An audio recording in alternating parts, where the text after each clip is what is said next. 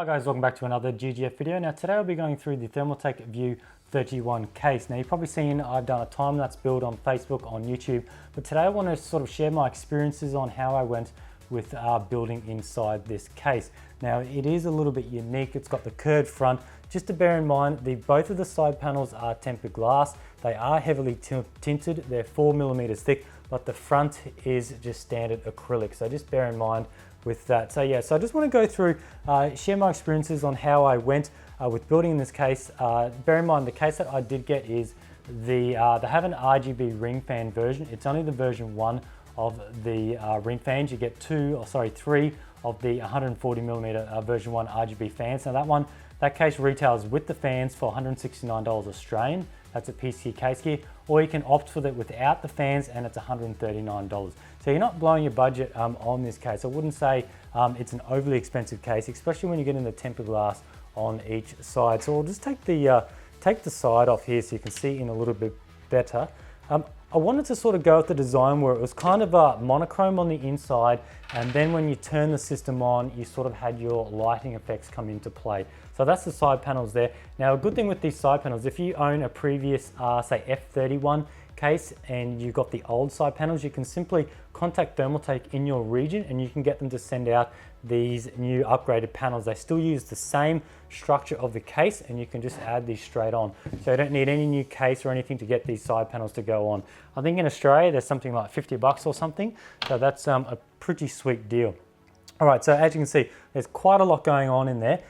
First of all, you can see straight away the GPU is vertical. Now this case comes with the bracket. It's kind of behind here. It's kind of like a triangle thing that allows you to support your video card this way. Now bear in mind you only do get one of those, so you can only have one video card. So if you want to do a bit of a showpiece, something like what I've done, you can do this. Now bear in mind you don't get the cable with this case, so you can order them separately, or you can sort of put your system the normal way. So if you've got more cards, you've got 2 video cards, say you've got a sound card, something else, maybe a network card, a capture card, you can remove the bracket and you can just run your cards normally in these slots. But I really do like this bracket. Now I've used some of these brackets in other cases, even the Thermaltake cases. I must say the P5, where the vertical bracket is that whopping big platform, even that one does wobble a little bit, whereas this one is rock solid. There's no up and down movement at all. There's a little bit of left and right, but that's sort of expected on a card this big.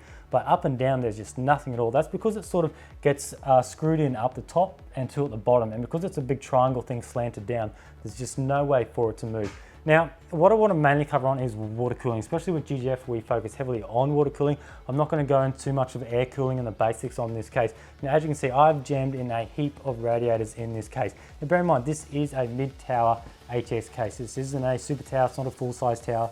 Like, it's this big, like, where's my arm? That's like a small case, and I have managed to fit a 360 millimeter length, 60mm thick radiator on the top, and I've got another 60mm 240 radiator at the front. So there's not many cases that you can fit with that much rad space in a case this small, mainly because what Thermaltake do is they push their rad sort of holes and mounts from the center towards the front, or the left side of the case if you're looking at the front. So you can see the rad is literally right at the front here, right at the side panel. So as you can see, this radiator actually have taken out the RAM. I didn't know that. I must have used it for something else.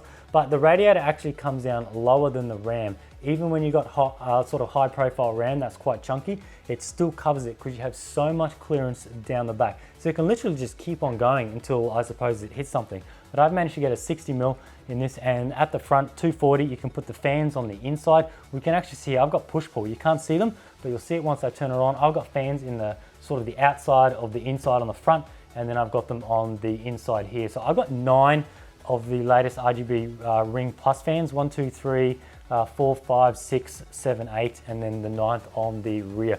So that's quite a lot of fans. I think that's nearly $500 worth of RGB Ring fans. I assume not everyone's going to do that, but I just wanted to sort of water cool this case out to the max. Like, I do have my rads versus water cooling components is out of proportion. I'm only cooling 2 components and I've got a heap of rad space, but it's just to show you what you can do. And if you're not going into water cooling, I didn't say I was going to cover too much on it, but you still get your standard. You get a hard drive cage, which will sit in the front I have removed that to mount the Thermaltake pump res combo. Now there's a heap of holes down the bottom, so mounting your pumps or res, no matter what brand, you just get 1,000 little holes down the bottom, so you can just place them wherever you want. You can slide them bit by bit, so it's really nice. Now I did remove this just takes standard 3.5-inch caddies, which do take standard 3.5-inch drives or SSDs. This does go in the bottom, and I have removed that, a few screws, and it's done. Now in saying that, you might be thinking, well, you've removed your hard drives out of the case, what are you going to do to use for hard drives? Well, you can use these caddies, and I'll take this side panel off. Now bear in mind, this is relatively messy. I didn't want to spend too much time cable managing this, because I know people at home probably won't, and I want to sort of showcase that there is quite a bit of room in the back of this case. So yeah, so once you've taken your drives out of here, you can then use these 3 caddies to mount on the rear of the case. So as you can see, I have one down here. You can mount another one up here, and you can mount the other one over here. So they sort of just push in and clip in. So I really like it how with cases, if you remove a component, a vital component like hard drives, you can reuse them in other spots. I've never liked cases that say, oh, you can fit all this RAD space, you can use all this, but you've got to pretty much get rid of everything else from the system to be able to utilize those other components. So what Thermaltake has done with that is a really good idea. Now, with the RGB ring fans, if you're familiar with those, the cables are a whopping 90 centimeters long, so pretty much nearly a meter. Now I had 9 of those, and I had a massive wad of cables. Now as you can see, I pretty much just thrown those in, a few zip ties, and it actually did come together quite nicely. The side panel goes on, no worries at all. I've even got cabled extensions as well, so it does sort of fit in nicely, and I do have 2 controllers as well with that. Moving on to some of the other things for dust prevention, we've got at the top. To me, having dust filters at the top isn't so important. You normally always blow out of the top under most circumstances, so having one at the top isn't going to be too bad. You really want to stop all your dust coming in at the front. Now Thermaltake have added a filter inside here. You might not be able to see it. There's a filter in here, and that stops any, well, that's the main air intake on the front, and it stops any dust getting in there. And then of course on the bottom, which Thermaltake do, I've taken it off, it's over here. You've got the bottom one. So this runs all the way along the bottom. So where you've got fans on the bottom, which you can fit, you can even fit a radiator down the bottom.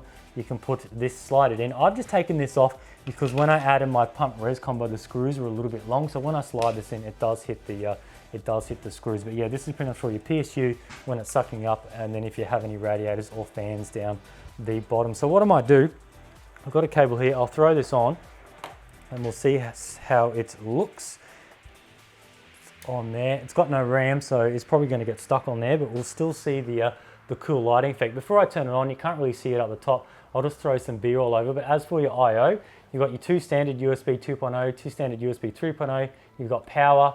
That does have a cool sort of LED around it, and then you've got reset.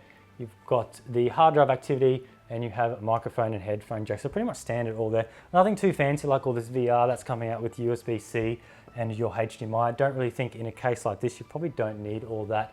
So we'll just fire it on. So that's it there, spin it around. You can probably see the fans at the front. Now these are the RGB ones. I'm not sure what setting I have these on. I think it's just on the stock RGB profile. So as you can see, that does look pretty cool. I'll try not to get too close, just in case it's too noisy to pick up. And of course the Zotac Arctic Storm, if you're not familiar with those, very nice 1080s, and they have the RGB water block as well. So I just got that onto white there, and that's the system there. So really nice little case. And as I said previously, if you don't want the fans, you've got plenty of fans, 139 bucks Australian, and you can build a sweet little water cooling setup like this. I have done a full time-lapse video on this build. I'll throw it in the description.